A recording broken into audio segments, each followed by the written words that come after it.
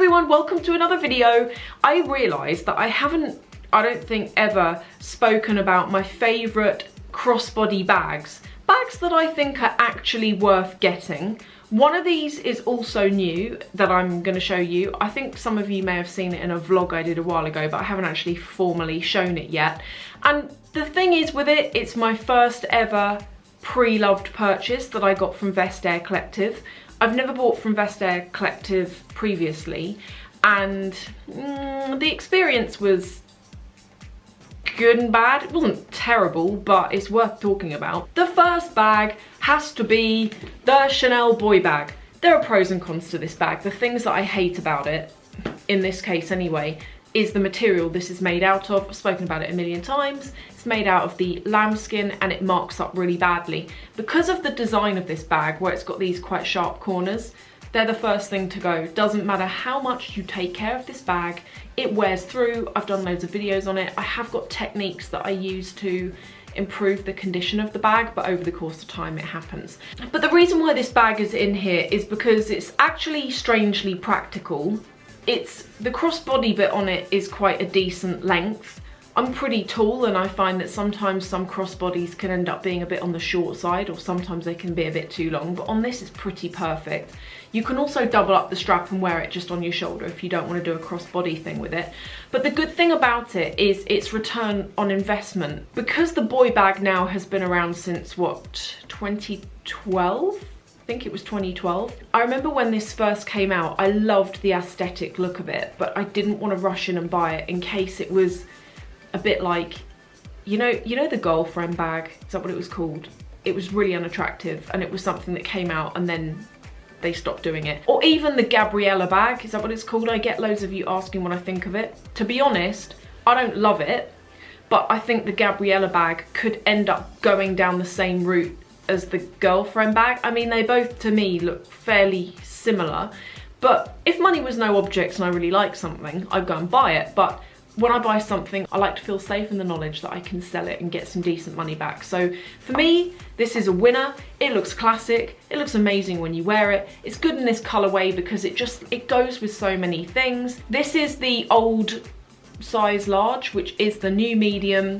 It's really practical. I don't know how much this is now, I dread to think, but I will put the price that I paid for it. I got this in November 2014. I'm gonna mix things up a bit and I'm gonna include this, which is, it's non-designer in so much as that it's not a Chanel or a Dior. I guess you could argue that it is one-of-a-kind designer brands. This is Aspinal of London. You will have seen this a couple of weeks ago if you saw the, I did a video where there was like 3 new bags and I included this in it. And this is a bag that I've been using so much recently. I'm gonna compare it in size to the Chanel. There's the 2 there. As you can see, it's a little bit wider and a bit taller. It is a fraction bigger. It's probably actually more like the jumbo. Shall I compare that? Yeah, so it is pretty much the size of a jumbo, isn't it? If you want to get a crossbody bag that isn't gonna break the bank, but is impeccable quality, I have to recommend this. So I've mentioned this is from Aspinal of London. I've done pretty much a decent review on this, which I'll link to below. The lining on the inside is lovely. The quality of the bag's so nice. The leather is so nice. The hardware has got a really good weight behind it, which makes it feel substantial and quality when you use it. On the inside, it's got a zip pocket. Unlike the Chanel Boy, which is one open section with one of those zip pockets that you get that you could put like a credit card in. But this is sort of a lot more structured. It's got 2 sections to it with that zip bit down the middle. I absolutely love this bag. It's particularly good on days where I'm going somewhere and let's say I want to take a smart looking bag, but I don't want to take anything super expensive. Or even if you like bags, you like quality, you don't want to spend thousands. This is good. This is called the Lottie bag and you can also get it in a slightly smaller size as well. Also, I know it's not the thing that you carry around with you, but for me when I buy a bag, it's the packaging that comes with it. It's the whole experience. And with the Aspinal products, they come in like this beautiful box. They have the lovely dust bag. The whole thing feels a theatre. It feels like part of the experience. So the new bag, shock horror, you're not gonna believe it. I know I said that I was never going to buy a Saint Laurent bag, but I did it. Let me explain why. I have always said that I don't believe these are good in terms of buying them and selling them for more than you paid. And I still stand by that. However, I had seen this bag on a lady on Instagram whom I follow, and every time she wears this bag, I'm like, honestly, it goes with so many different outfits. I love the simplicity of it, but I also like the fact that the leather's quite hard wearing. It's sort of, you know, it's that sort of same size as the boy bag, but it's not as fragile. I do like the old logo as well. I like the look of it. It's sort of got that heritage behind it. Anyway, it was playing on my mind. And I knew that there was zero way I was ever going to go and buy it for full retail. So I just was having a look around for it on secondhand websites. I looked on eBay, loads on there for like a really good price. But because I'm not au fait with the brand, I didn't want to risk buying something on eBay that could end up being counterfeit. So I went onto Vestiaire Collective. I came across this one, came with the boxes, box fresh, had the receipt, literally had everything. So I went ahead and bought it. Guess how much I got this for? £800. And this is how much it is new. It's over £1,000. This is the case with pretty much all Saint Laurent products that I was looking at when I was going through trying to find this to buy. There are a few items that people have listed for like the retail price, but they aren't selling. Realistically, they're not selling. However, you can buy pretty much new items and they're a good £200 less than retail. And that's exactly what I was saying in previous videos, is that you look at something Chanel that looks flea bitten and worn out, and they end up being sold and actually selling for huge prices, whereas brands like this sort of still struggle. And I believe the reason why they struggle is because for some reason, this brand, certainly when I think about online retailers and department stores, places that sell this brand, they always end up in the 10% off or more sale. And I really feel like that damages the brand, because for me personally, even if I was going to go into a shop and buy it, knowing that they have 10% off a couple of times a year, I'd never buy it full retail price. I'd wait for the 10% off day. Anyway, I got it pre-loved. I got it for a good price. I've used it a couple of times. I like it. There's some pros and cons with it. The thing that I don't like, well, the good thing about it is, I'm going to talk about the good thing about it first. First of all, the handle, the strap on it is pretty good because you can totally adjust it, and there's quite a few different like loopholes so you can adjust the length. On the inside, what I like about it is this bit here. It's got quite a narrow pocket, and this is really good because if you have like an Oyster card, or if you carry your cards around in a card holder, it's super handy to keep everything in there, because can you see? It's quite narrow. It stretches open quite a bit, there's like give there, but I personally use that section to keep cards. I like the quality of the leather. It doesn't scuff, it's very hard wearing. What I don't like about it is, first of all, it's doing it right now. But when you try and close it, you've really got to line that bit up. It doesn't just snap back closed again. The other thing I don't like, and it's going to do it now, I've just lifted it up, and can you see what the handles do?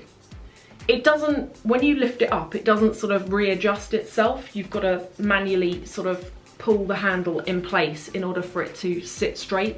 And that is surprisingly annoying, because the amount of times you'll be out and you'll put your bag down or whatever and you go to pick it up and it's all in a twist. Okay, so briefly to talk about the Vestiaire Collective experience.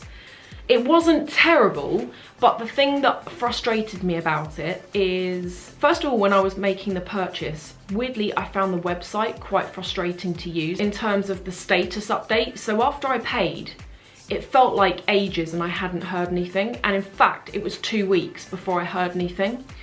And I found that frustrating because I didn't know what was going on. I was like, you've taken my money and now what? But in addition to that, when you go onto the website to try and find out the status, it's weirdly hidden away. It's like you don't go to your account and it's like latest orders or whatever. It's in your account history, and it's a tab within like your account history, and it's really weirdly hidden away. It's not an intuitive place that you would think to go and find out where is my stuff. After ordering this, it took about 1.5 weeks to 3 weeks for it to arrive. That's not actually Vestiaire Collection's fault, it's the seller. So one thing that I came to learn is that after you pay for the item, the seller has to forward it to Vestiaire Collective. and it doesn't look like there's any particular deadline or urgency for them to do it. So in my case, the lady took 2 weeks to send it to Vestiaire Collective.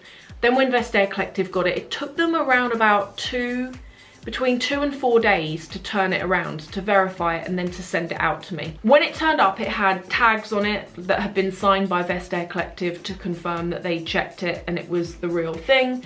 It came in its packaging, but the packaging was basically what the seller had put it in. So it was the original box, but then it came in a Vestiaire Collective actual sealed box itself. It wasn't a terrible experience. It was just frustrating in terms of the amount of time that it took to get the bag. And I certainly wouldn't have thought it would have taken any more than 1 week. But when it sort of rolled into 2 and then into week 3, I just remember thinking, stretching it a bit really. Now the final bag, this is the best out of the lot for a couple of reasons. It is the Chanel Jumbo. For me, this is the best because of its return on investment. I mentioned earlier that when I buy something, unless it's something that I buy knowing I'm not going to get my money back on it, but I just love it. I've done that with a couple of bags before. I know they're complete duds, but I just like them. And so I know that if I ever sold them, I would struggle to really get too much. I'm delighted to own at long last. I got this for my birthday last November. It's a bag that I've wanted for so long. It became one of those things that I kept putting off, and I had quite a lot of you saying, why do you keep putting it off? I put it off because it was expensive and that I knew they always had it. But another reason why I postponed it is because my birthday's in November and it coincides with when the cruise collections get launched each year. I'm a fan of colour, and every year that cruise collection literally has beautiful classic pieces in it, crazy colours like the purple Chanel boy that I had. And I always get more tempted to buy them than I do the classic items, even though I want the classic items as well. Last year was fairly easy because I didn't love a lot of things in that Cuba collection that came out, so I thought, perfect. Take the opportunity to bite the bullet and get this. It's versatile, it's durable. The price of it, although it's a pain if you're paying for it, when you eventually come to sell it, depending on how long you leave it. The thing that I don't like about it, and actually it can be said for any of these bags because this is a crossbody top flap issue, is the top flap itself. When you're at the checkout and there's someone behind you and they want you to like clear off so they can get seen, it's really annoying when you're trying to like close this again. And sometimes if you overfill it, the top can pop open even if you twist this closed. The capacity is really good, and one thing that I like about this over the others is that the capacity size is good, but there's also lots of sort of cubby holes in the bag, lots of little places that you can store things. Right from the pocket on the back, which I personally use to put my mobile phone in, through to the lipstick compartment in the middle that you can either put a lipstick or sometimes I put like a pen.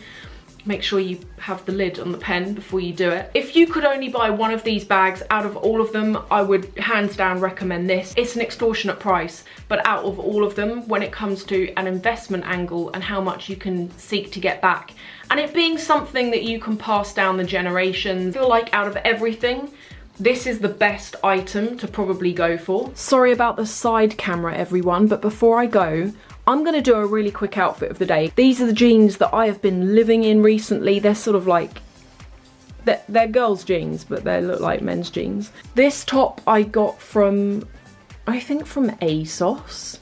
It's by Needle and Thread though, and I love the look of it. This bit is velvet. It's got a nude sort of mesh underneath, and then the front of it is black lace. These are the shoes that I'm wearing to death at the moment. They're already looking seriously worn out because of the amount that I've worn them. And then finally for accessories, I'm wearing this grey and rose gold watch.